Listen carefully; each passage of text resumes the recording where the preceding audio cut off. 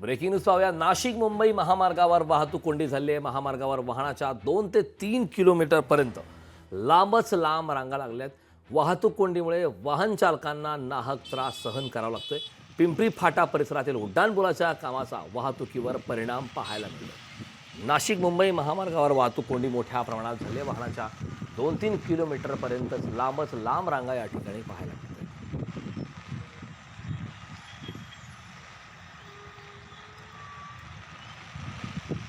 वाहनाच्या 2-3 किलोमीटरपर्यंत लांबच लांब रांगा या ठिकाणी लागल्यात। वाहतूक कोंडीमुळे वाहनधारकांना नाहक त्रास सहन करावा लागतो।